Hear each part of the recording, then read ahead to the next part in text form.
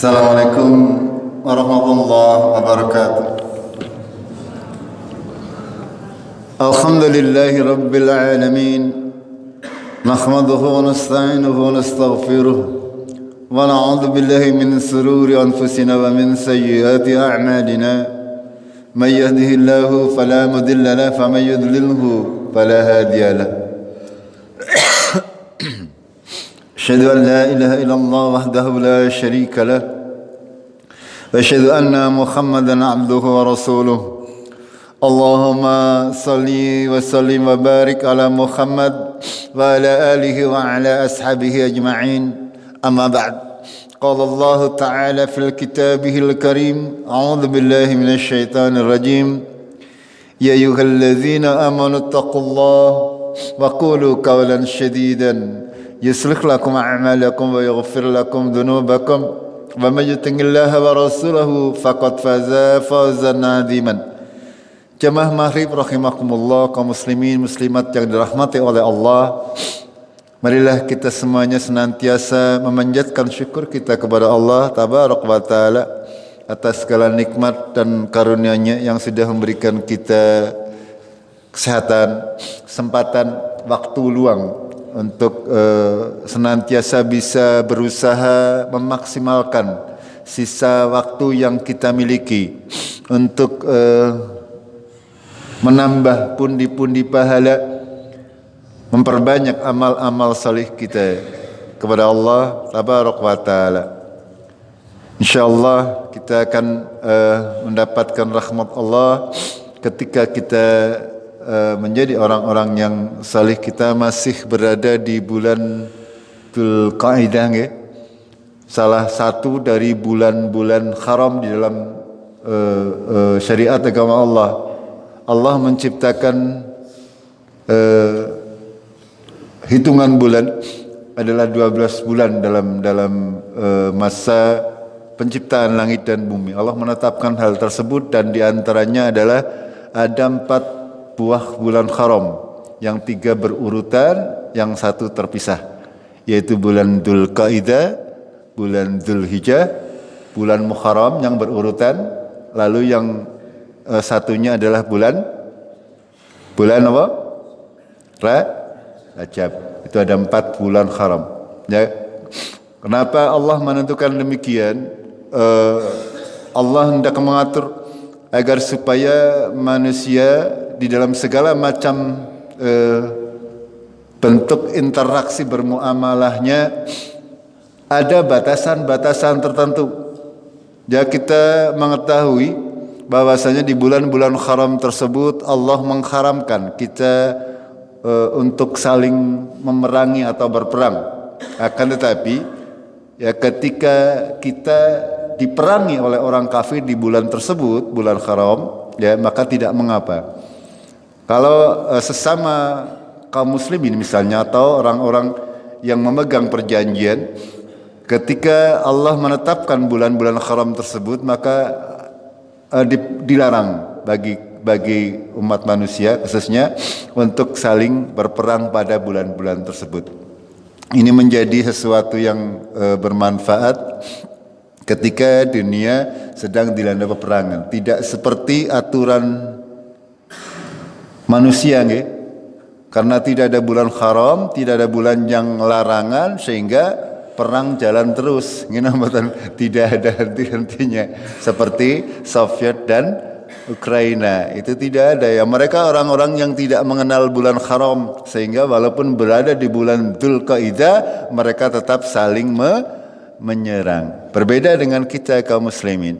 Ya, bulan haram ini Allah menyuruh kita untuk menahan senjata kita agar tidak memerangi sebuah kaum, kecuali memang kaum tersebut memerangi kita di bulan-bulan haram. Sekali lagi kita memasuki tanggal 20 kalau nggak salah, ini bulan Dzulqa'dah, ya. Sebentar lagi kita masuk bulan Dzulhijjah, kurang lebih 20 hari lagi kita masuki bulan Dzulhijjah. Monggo yang berniat untuk ikut ibadah kurban masih ada waktu. Alhamdulillah kami atas nama panitia sudah terkumpul 7 ekor. Alhamdulillah. Ya mudah-mudahan masih bisa bertambah. Teman-teman atau saudara-saudara yang masih menginginkan untuk mendaftar dipersilahkan untuk segera, karena terlalu mepet saya yang repot nggih. Kalau terlalu mepet waktunya saya yang repot ya. Alhamdulillah sudah 7 ekor terdaftar, ya tinggal yang ke-8 tapi masih belum genap. Itu sebagai mukadimah. Sekali lagi, bulan Dzulqa'dah, Dzulhijjah, Muharram ini adalah bulan-bulan haram, bulan-bulan yang dimuliakan. Ya, walaupun kita mengetahui bahwa bulan Ramadan itu termasuk juga bulan yang mulia, akan tapi bukan dalam pengertian bulan haram yang seperti 4 bulan yang disebutkan. Di bulan Ramadan tidak dilarang, ya tidak dilarang kita untuk berperang. Ya bahkan kebanyakan Rasulullah berperang itu ada bulan Ramadan ketika para sahabat sedang berpuasa. Itu berbeda dengan bulan-bulan haram yang ditetapkan oleh Allah, yaitu Dzulqa'dah, Dzulhijjah, Muharram dan bulan Rajab. Ini sebagai ketentuan dari Allah Tabaraka wa Ta'ala agar kita semuanya menjadi senantiasa ingat bahwasanya Allah lah yang menciptakan langit dan bumi, yang senantiasa beredar. Ya bagaimana Allah sudah menjadikan matahari dan bulan sebagai tempat kita untuk melakukan perhitungan waktu. Ya, bulan, hari dan sebagainya. Itu semuanya sebagai penanda bagi kita semuanya agar supaya kita bisa memperhatikan, karena waktu ini sangat penting. Okay? Waktu ini tidak akan pernah kembali. Makanya Allah sampai menurunkan surat yang bernama Wal Asr, ya, demi waktu, ya, demi waktu. Sesungguhnya manusia senantiasa berada dalam kerugian. Orang yang senantiasa tidak bisa memanfaatkan waktu, ya, waktunya terbuang dengan percuma, hartanya terbuang dengan percuma. Itu tidak bisa memanfaatkannya. Seorang muslim senantiasa berusaha untuk memanfaatkan waktunya di dalam hal-hal yang bisa membawa kebaikan bagi dirinya fid dunya wal akhirah. Itu seperti itu. Monggo ini untuk kita jadikan mukadimah, ya. Kita akan lanjutkan kajian sirah nabawiyah. Kemarin kita sampai kepada perkara-perkara atau gangguan-gangguan kaum musyrikin Quraisy terhadap dakwah Nabi sallallahu alaihi wasallam. Itu. Yang pertama, kemarin sudah kami sampaikan gangguan secara psikologis, menyebar fitnah, membuat berita-berita bohong, mengatakan Nabi Muhammad itu adalah tukang sihir atau orang gila atau orang yang tukang dongeng dan sebagainya. Bahkan saudara-saudara Rasulullah, ya, paman dan bibi beliau, mereka juga sangat-sangat keras, ya, berusaha menyakiti hati Rasulullah. Contoh di dalam sebuah hadis, ya, disampaikan bahwasanya dari Jundub bin Sofyan, ya, Rasulullah Shallallahu Alaihi Wasallam sakit sehingga beliau tidak bangun selama 2 atau 3 hari. Lalu datang seorang wanita dan berkata, "Wahai Muhammad, sungguh aku berharap syaitanmu telah memanggilmu, meninggalkanmu, dan aku tidak melihatnya mendekatimu sejak 2 atau 3 hari ini." Ya, maka Allah menurunkan firman-Nya, demi waktu matahari seperenggalah naik dan demi malam apabila telah sunyi, Tuhanmu tidaklah meninggalkan kamu dan tidak pula benci kepadamu. Surat Wad-Duha, ya. Itu. Siapa yang berkata demikian menurut tafsir para ulama, ini adalah istrinya Abu Lahab. Ya, istrinya Abu Lahab diberi julukan Ummu Jamil sebenarnya.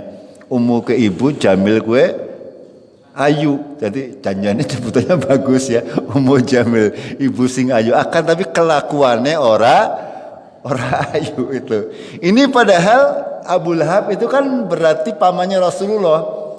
Ummu Jamil berarti bibine Rasulullah. Ya, ketika menjenguk Rasulullah bukan mendoakan sakit, mendoakan kesembuhan, akan tapi malah mengejek, mengejek katanya apa? Wahai Muhammad, sungguh aku berharap syaitanmu telah meninggalkanmu. Perhatikan panjenengan kalimat syaitanu, padahal yang datang kepada Nabi Muhammad adalah malaikat Jibril. Ummu Jamil ini mengatakan syaitanmu. Ini sebuah ejekan yang luar biasa. Makanya Allah melaknat orang tersebut atau wanita tersebut. Ya bamro'atuhu khammalatal hatab. Ini ayat yang terkait dengan Ummu Jamil ini, istri daripada Abu Lahab. Itu diantara bentuk-bentuk gangguan secara psikologis. Begitu juga ini sekeluargai.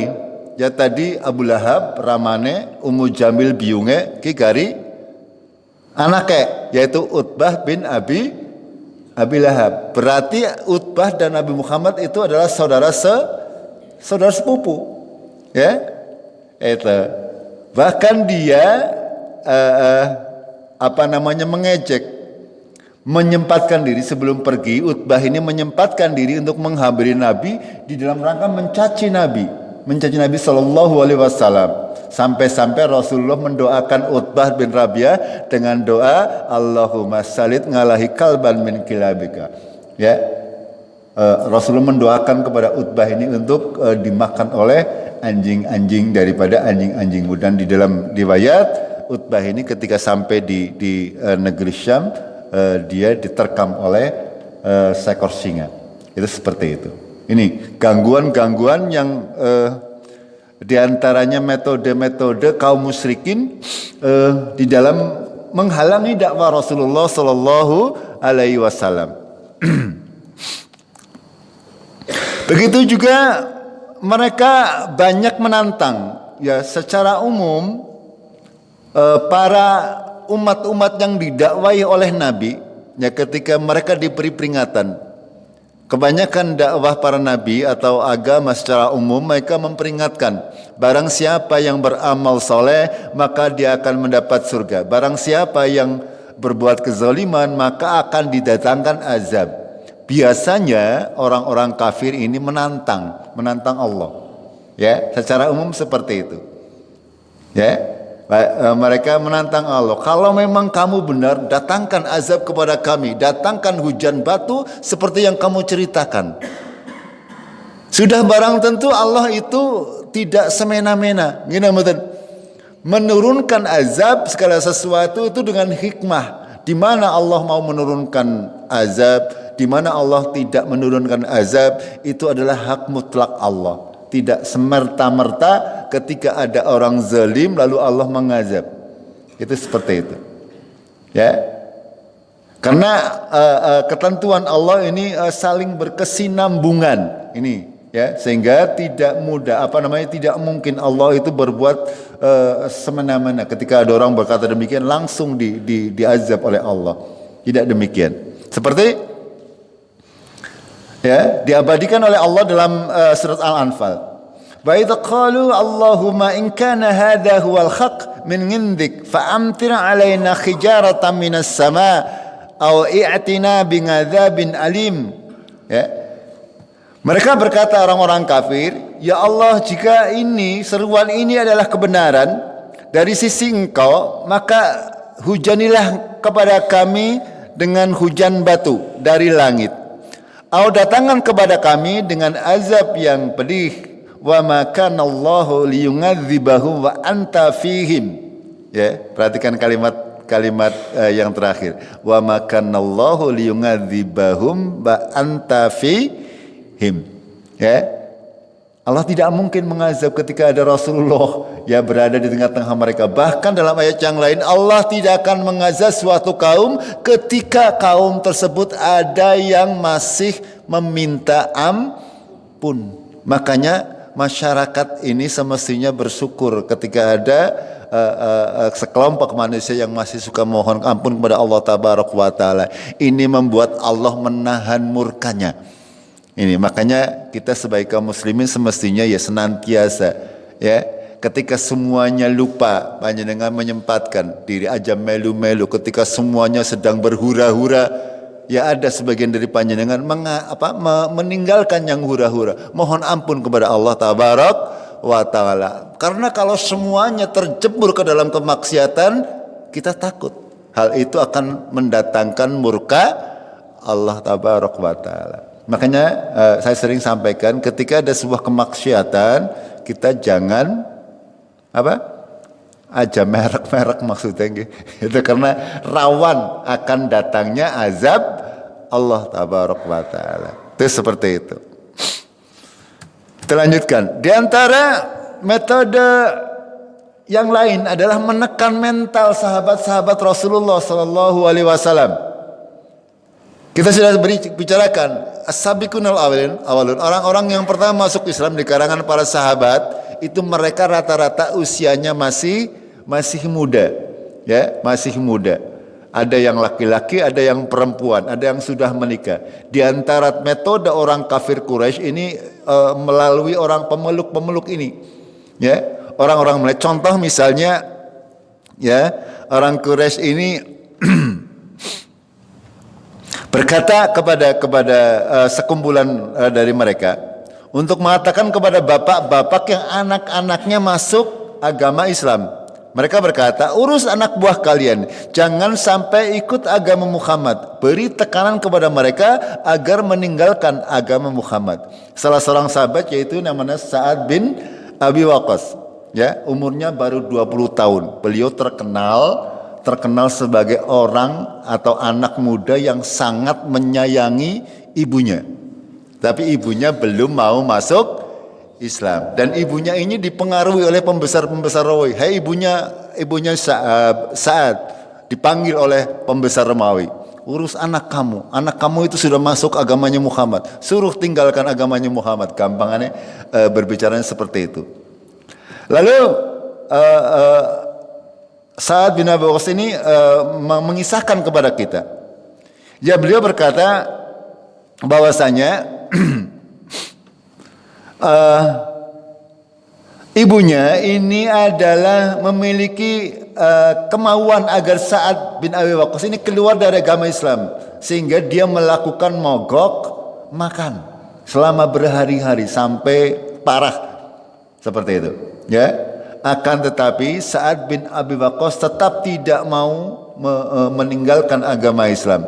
Bahkan beliau mengatakan, ya, telah turun 4 ayat dari Al-Quran berkaitan dengan diriku. Yang pertama, ibuku bersumpah untuk tidak makan dan tidak minum hingga aku meninggalkan Muhammad sallallahu alaihi wasallam.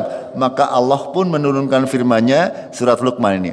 Dan jika keduanya memaksamu untuk mempersekutukan aku dengan sesuatu yang tidak ada pengetahuanmu tentang itu, maka janganlah kamu mengikuti keduanya, dan pergaulah mereka di dunia dengan cara yang baik. Ini surat Luqman ayat 15. Ya. Ketika hal tersebut sampai kepada Sa'ad bin Abi Waqqas ini, ya, ibunya Sa'ad ini senantiasa berusaha untuk menyuruh anaknya untuk keluar dari agama Islam.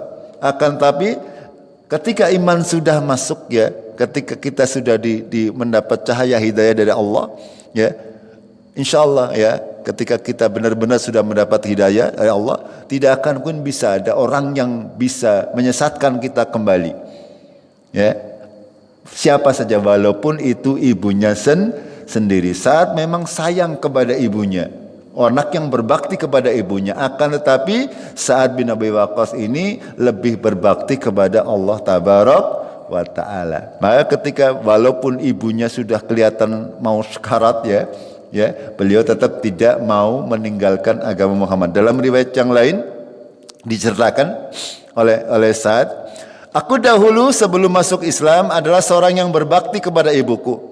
Tatkala aku masuk Islam, maka ibuku berkata, wahai Sa'ad, ajaran apa ini yang aku lihat engkau buat-buat? Sungguh hendaknya engkau meninggalkan agamamu tersebut, atau aku tidak akan makan dan tidak akan minum hingga aku mati. Lalu engkau pun dicela karena aku, maka engkau akan dijuluki wahai pembunuh ibu. Itu ancaman daripada ibunya Sa'ad bin Abi Waqqas.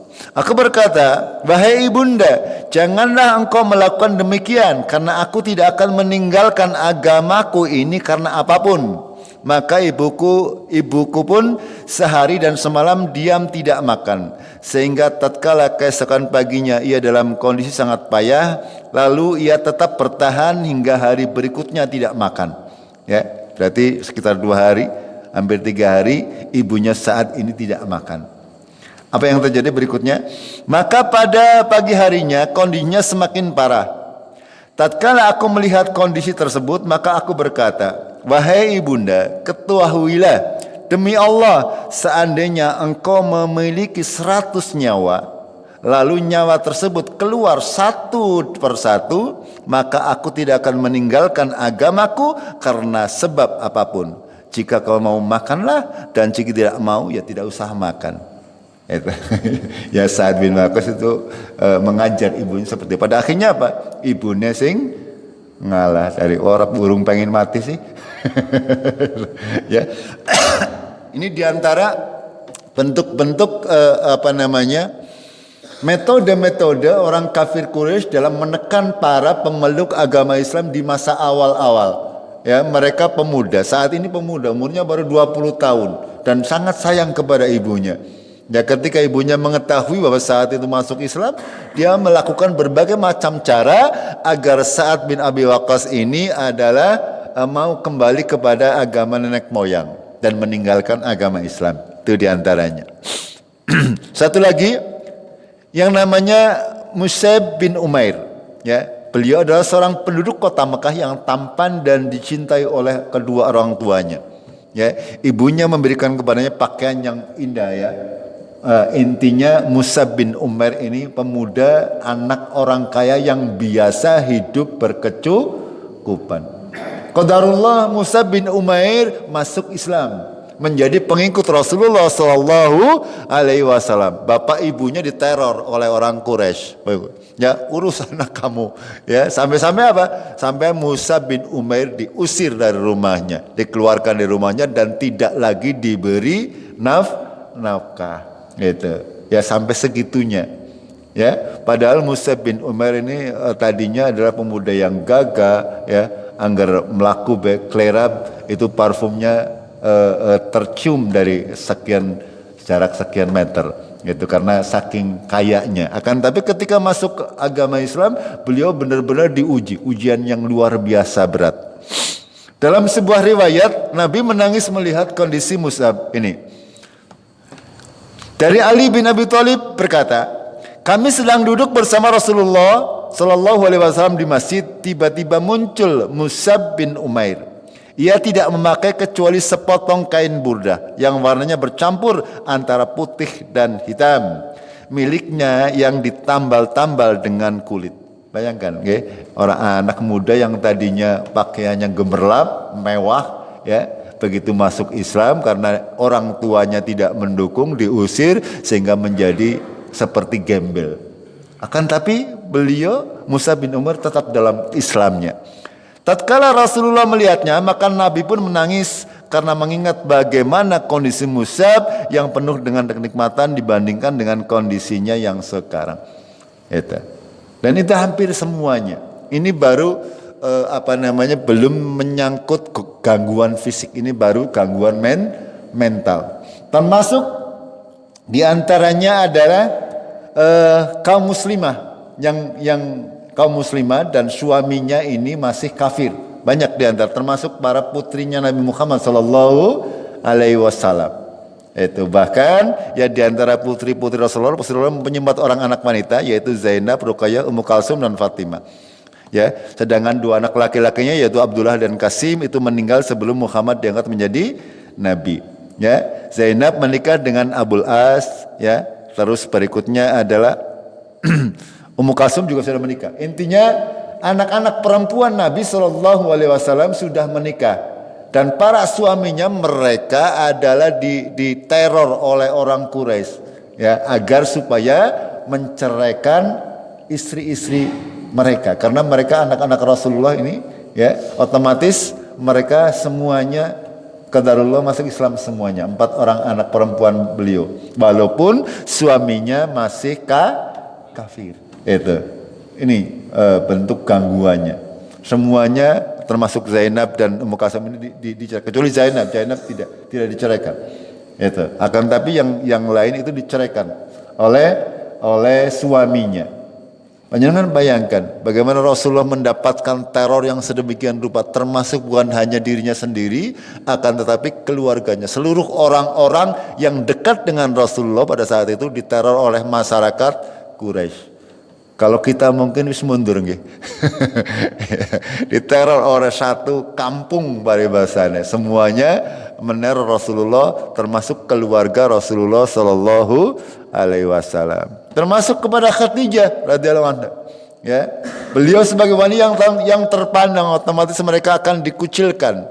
Ya, Khadijah dan anak-anaknya, yaitu tadi Zainab, Ruqayyah, Ummu Kalsum dan Fatimah, mereka dikucilkan dari pergaulan wanita-wanita Arab pada saat itu. Itulah gambaran gangguan-gangguan kepada Nabi Muhammad sallallahu alaihi wasallam. Yang berikutnya adalah itu tadi baru gangguan mental nih. Sekarang kita berbicara gangguan secara fisik.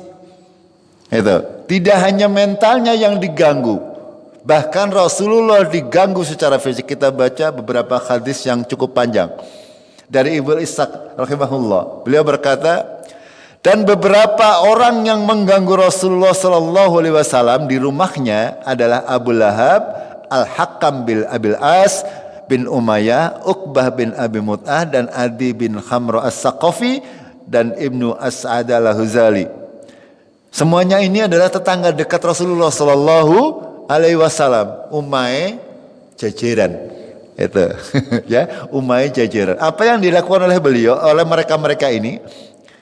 Kita lanjutkan. Maka salah seorang dari mereka, sebagaimana yang disebutkan kepadaku, mereka melempar isi perut kambing kepada Nabi tatkala Nabi sedang sholat.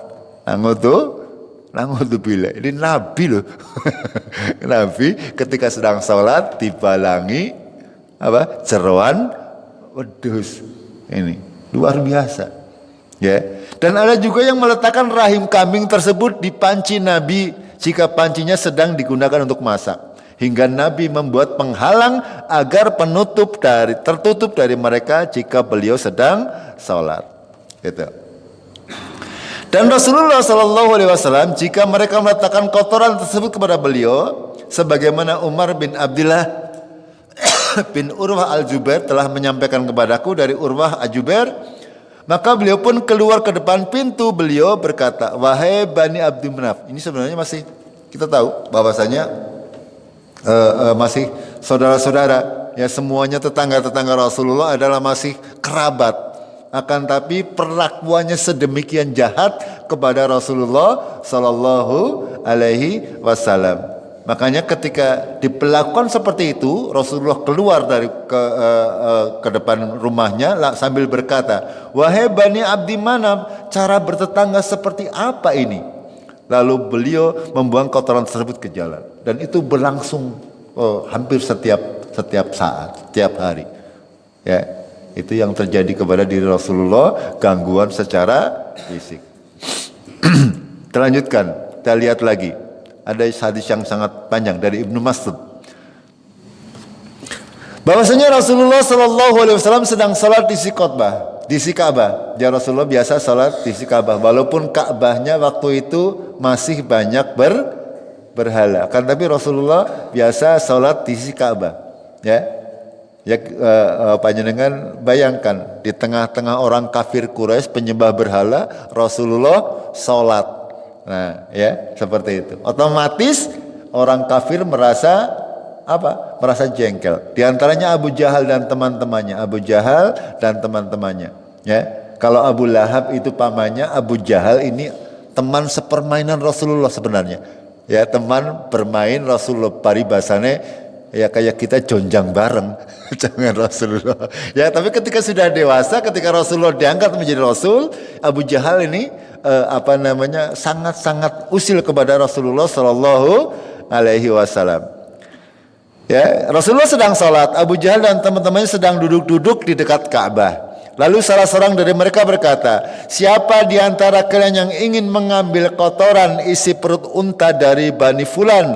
Lalu ketika Muhammad sedang sujud menaruh di atas pundaknya. Ini tantangan dari Abu Jahal untuk menyuruh kepada pembesar-pembesar Quraisy pada waktu itu, siapa di antara kalian yang berani ya ketika Muhammad sholat lalu menaruh kotoran unta di atas pundak Rasulullah Shallallahu Alaihi Wasallam.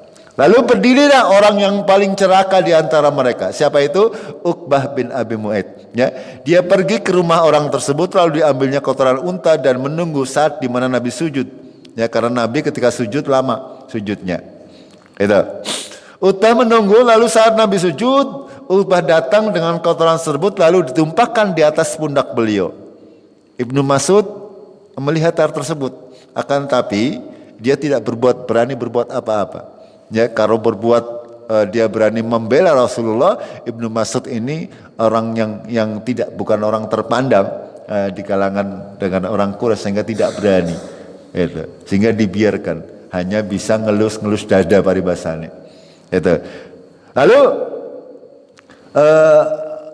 ada seorang yang mengabarkan kepada Fatimah anaknya Rasulullah, lalu Fatimah datang. Fatimah waktu itu masih gadis kecil, ya, membersihkan kotoran yang ada di pundak ayahnya, lalu memaki-maki kepada orang kafir Quraisy yang memberikan kotoran kepada Nabi Muhammad Sallallahu Alaihi Wasallam. Hanya dengan bayangkan seorang ayah ya dihina sedemikian rupa di depan anaknya yang masih kecil, ya ketika sedang beribadah. Itu sebuah hinaan yang luar biasa. Ini secara singkat ya panjenengan bisa membacanya. Secara singkatnya seperti itu. Ya, bahwasanya Abu Jahal dan teman-temannya senantiasa berusaha, di antaranya yaitu tadi ya, ketika Nabi SAW sedang sholat di Ka'bah, ketika lagi sujud, di tengkuknya di sini dilempari dengan kotoran onta. Gitu seperti itu. Nabi biarkan ya tetap sujud ya sampai Fatimah membersihkan. Itu seperti itu. Kita lanjutkan. Ada lagi Abu Jahal. Abu Jahal berkata, apakah kalian melihat Muhammad menggosokkan kepalanya di tanah? Ya, Abu Jahal berkata, demi Latta dan Uzza. Latta dan Uzza itu nama-nama berhala. Seandainya saya melihat Muhammad sujud, sungguh-sungguh saya akan menginjak lehernya, atau sungguh-sungguh akan kugosokkan wajahnya ke tanah. Itu sama, Rasulullah sedang sholat, ya, Abu Jahal ini tadi ya mengatakan demikian. Kemudian dia mendatangi Rasulullah yang sedang sholat dan dia menyangka akan menginjak leher beliau. Tiba-tiba Abu Jahal mundur, ya, berjalan ke belakang dan menghalang-halangi dengan kedua tangannya. Wallahu a'lam apa yang dilihat oleh Abu Jahal ketika mau menginjak, rupanya malaikat Jibril muncul di hadapan Abu Jahal. Ya, dalam surat Al-A'la, ya, digambarkan oleh Allah. Ya. Dalam surat Al-A'la ayat terakhir. Ketahuilah sesungguhnya manusia benar-benar melampaui batas karena ia melihat dirinya serba cukup. Sesungguhnya hanya kepada Tuhanmu lah kembalimu. Bagaimana pendapatmu? Ya, ara'aital ladzi yanha 'abdan idza shalla. Ara'aita in kana 'alal huda aw amara bit taqwa. Ara'aita in kadzdzaba wa tawalla. Dan seterusnya, ya. Kalau dia berani, ya, kalau dia berani menginjak Rasulullah Sallallahu Alaihi Wasallam, akan didatangkan oleh Allah malaikat apa? Zabania, langsung akan dihajar paribasannya. Itu. Dan Abu Jahal ketika mau menginjak Rasulullah ketika sedang sholat, rupanya ditampakkan oleh Allah malaikat yang dalam bentuk yang mengerikan, sehingga tidak jadi, bahkan sambil menutup mukanya, menghalang-halangi mukanya. Ini Abu Jahal. Ini ya gambaran setiap hari, bahkan setiap saat Rasulullah senantiasa diganggu baik dari perkataan maupun dari tindakan, baik yang sifatnya menyakitkan atau yang semuanya. Itu. Jamaah rahimakumullah.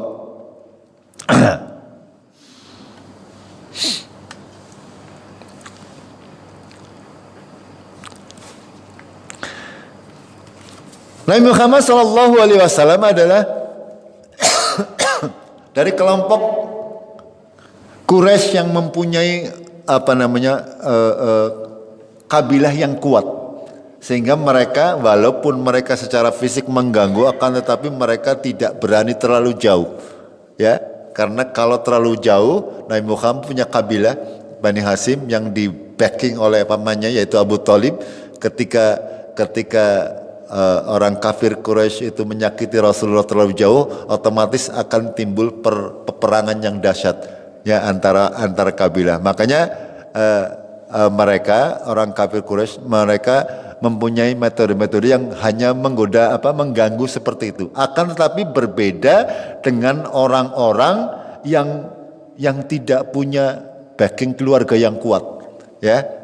Kita tahu bahwa yang awal pemeluk agama Islam mereka kelompok orang-orang miskin dan anak-anak muda, ya, sehingga mereka lebih mendapatkan gangguan secara fisik daripada Rasulullah Sallallahu Alaihi Wasallam.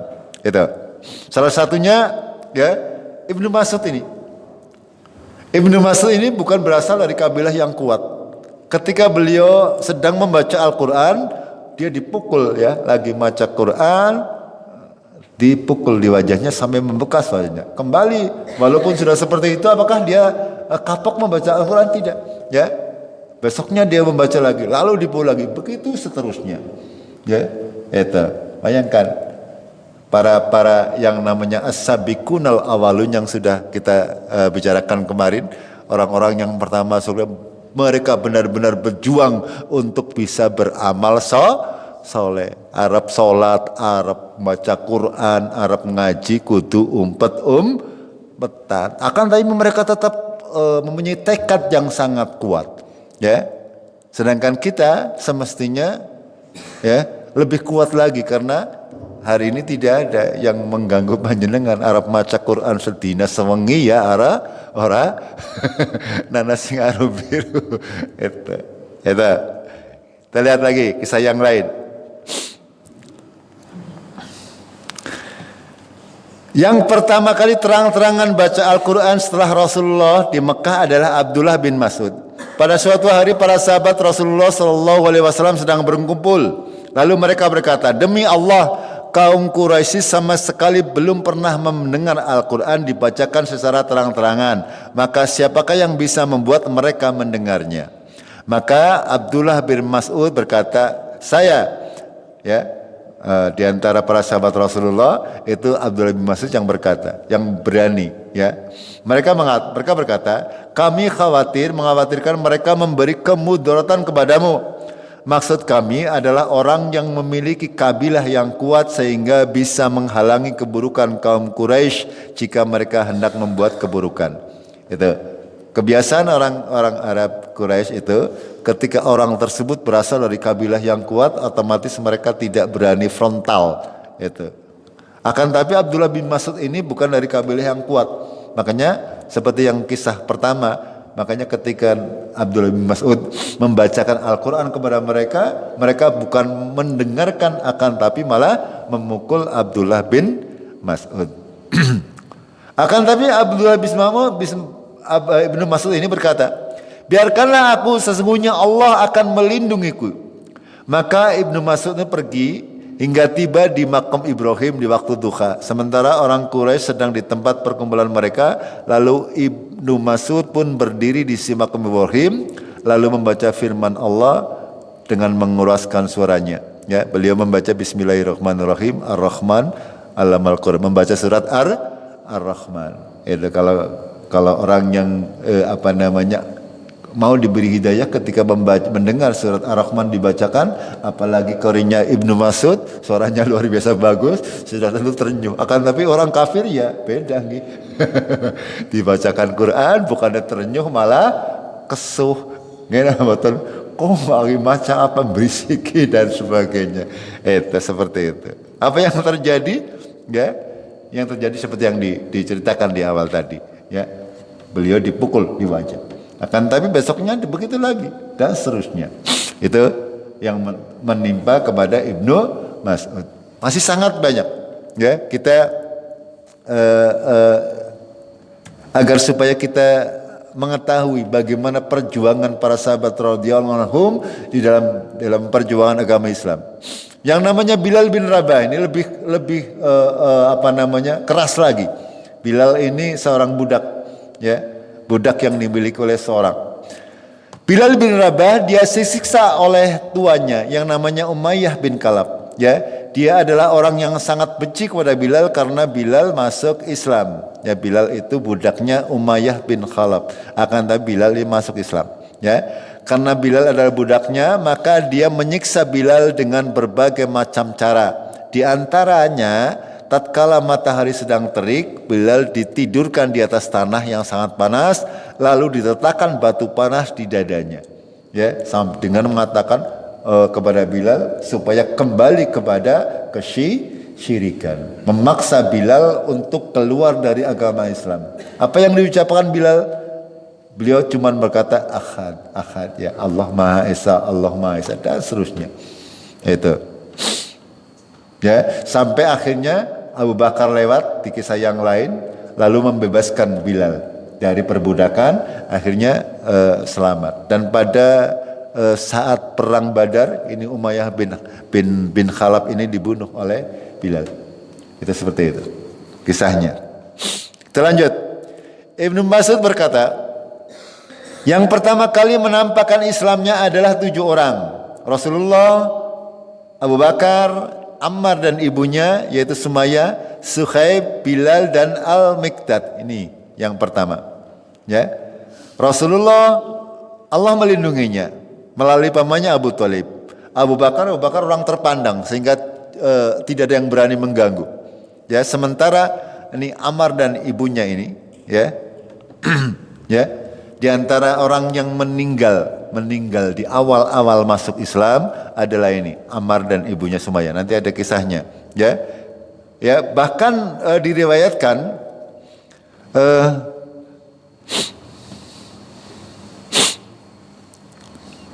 Bilal ini diserahkan kepada anak-anak untuk diseret-seret. Subhanallah, nggih. Di tengah padang pasir yang panas, Bilal ini diikat, dibuat mainan anak-anak kafir Quraisy pada waktu itu. Ini akan tapi tetap saja Bilal bin Rabah ini tidak mundur, tidak bergeming sedikit pun dari kepercayaannya. Beliau hanya mengucapkan ahad. Allah yang Maha Esa, Allah yang Maha Esa, dan seterusnya. Itu. Dan itu berlangsung berhari-hari sampai Abu Bakar melihat hal tersebut. Itu. Dilanjutkan. Umayyah bin Khalaf bin Wahab bin Jumah mengeluarkan Bilal jika panas siang telah terik. Lalu ia menidurkan Bilal di atas pundaknya di Bata Mekah. Lalu ia pun memerintahkan untuk diambil batu besar, lalu diletakkan di atas dada Bilal. Lalu ia berkata kepada Bilal, demi Allah, ya orang kafir juga mengatakan demi Allah, ya, engkau akan terus dalam kondisi demikian hingga engkau mati atau engkau kafir kepada Muhammad dan engkau menyembah Lata dan Uzza. Apa yang dikatakan Bilal? Ahad. Begitu seterusnya sampai Umayyah ini sangat marah, ya, kalterkon keluar nanti tidak bisa lagi, akan tapi Bilal ini sangat luar biasa keimanannya. Ya, walaupun disiksa seperti apapun juga dia tidak mau meninggalkan agamanya. Lalu sampai Abu Bakar As-Siddiq lewat pada suatu saat sementara mereka sedang menyiksa Bilal dan rumah Abu Bakar di perkampungan Bani Jumah. Ya.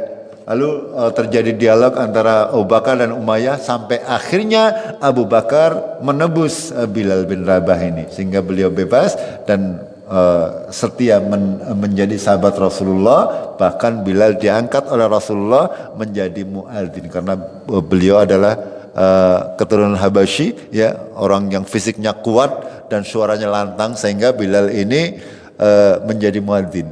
Nah, menjadi muadzinnya Rasulullah sampai Rasulullah meninggal. Ketika Rasulullah meninggal dunia, Bilal sudah tidak mau azan lagi. Ya, pernah sekali ketika zaman Umar bin Khattab kalau nggak salah, beliau diminta azan oleh Umar bin Khattab, kangen jere dengan adanya Bilal. Akan tapi yang terjadi hanya sekali itu saja. Dan para sahabat semuanya menangis teringat kepada Rasulullah Sallallahu Alaihi Wasallam. Lain lagi yang menimpa Ammar bin Yasir, ya. Ini dia juga bukan berasal dari keluarga kaya, tapi orang miskin. Ayahnya Yasir, ya, Yasir ini dibunuh oleh Abu Jahal. Sedangkan ibunya semuanya juga dibunuh. Bahkan dibunuh dengan cara yang keji. Ya, ditombak di bagian kemaluannya ibunya Yasir karena masuk agama Islam. Ini bayangkan ya. Ini orang yang syahid yang pertama di dalam membela agama Islam. Ini ya. Jemaah rahimakumullah.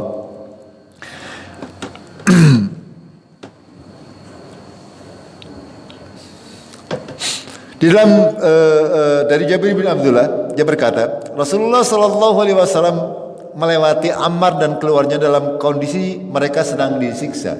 Ya, ketika keluarga Ammar dan Yasir ini sedang disiksa, sebenarnya Rasulullah Shallallahu Alaihi Wasallam lewat mengetahui, akan tapi Rasulullah juga tidak bisa berbuat apa-apa pada waktu itu karena masih lemah, pengikutnya masih sedikit. Pada akhirnya Rasulullah hanya mendoakan kepada mereka, ya, keluarga Ammar ini, ya, dengan bersabda, bergembiralah wahai keluarga Ammar dan keluarga Yasir, sesungguhnya janji untuk kalian adalah surga. Itu. Jamaah rahimakumullah, bahwasanya kaum muslimin benar-benar mendapatkan perlakuan yang di luar peri kemanusiaan. Ya, kalau zaman dulu kan yang namanya hukum itu hanya berlaku kepada orang-orang yang lemah, ya. Kalau orang-orang yang kuat mereka berbuat semenang-menang, ya tidak ada hukumnya pada waktu itu. Ya, walaupun sekarang juga masih mandan mirip-mirip, akan tapi sudah lebih baik lah, ya. Ya, kalau orang yang punya kekuasaan, ya, keluarga yang punya kedudukan, mereka mau berbuat yang aniaya dan sebagainya, mereka tidak banyak yang menggubrisnya. Ya, orang lain mereka takut. Itu masih menggunakan hukum-hukum seperti itu. Dan ini terjadi di kalangan kaum muslimin di masa-masa awal dakwah Islam, ketika kaum muslimin belum banyak. Allah menggambarkan dalam surat Al-Buruj, ya, wa ma naqamu minhum illa ayyuminu billahil azizil hamid. Ya. Dan tidaklah mereka menyiksa kaum muslimin, ya, kecuali mereka beriman, ya, kepada Allah yang Maha perkasa lagi Maha terpuji. Jamaah rahimakumullah, bahwasanya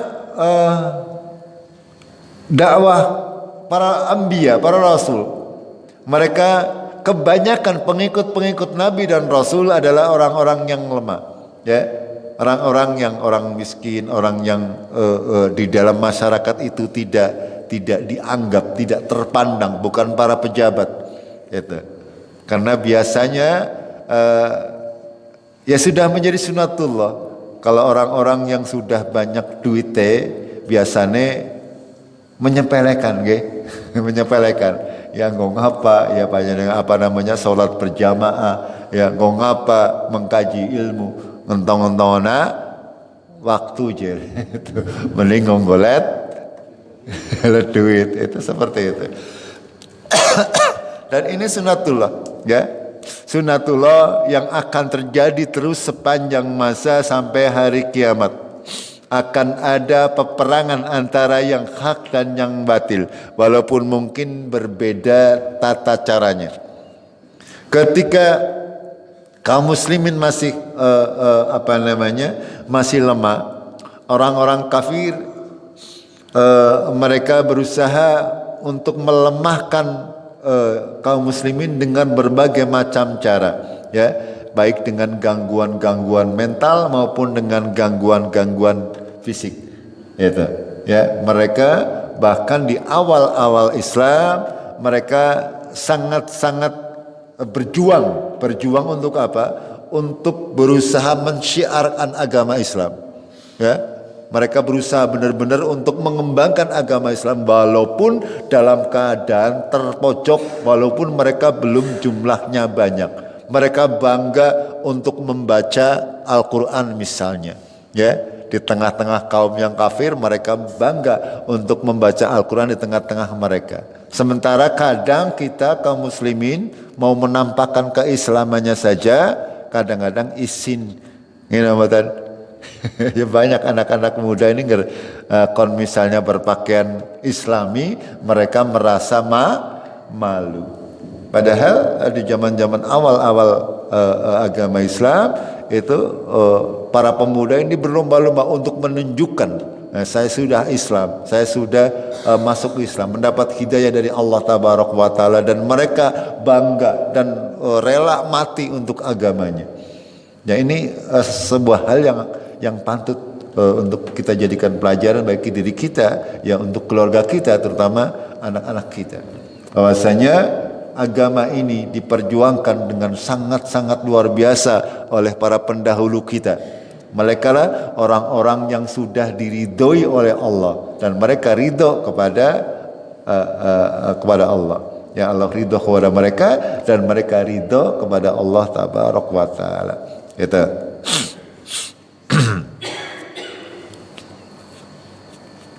Jamaah rahimakumullah, bahwasanya orang-orang kafir senantiasa mereka berusaha untuk membuat fitnah di kalangan kaum muslimin.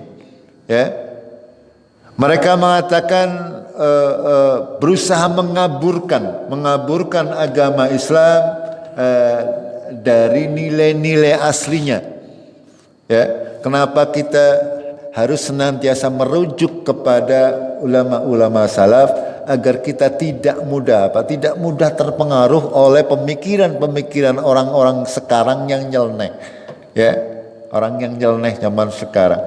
Ya, kita lihat perjuangan para sahabat radhiyallahu anhum dikala mereka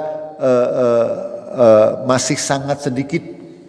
Mereka berusaha mensyiarkan agama Islam dengan berbagai macam cara, yang mereka benar-benar mau memisahkan antara yang hak dan yang batil, tidak mau mencampur adukan hal-hal yang hak dan yang batil. Berbeda dengan orang-orang sekarang, ya.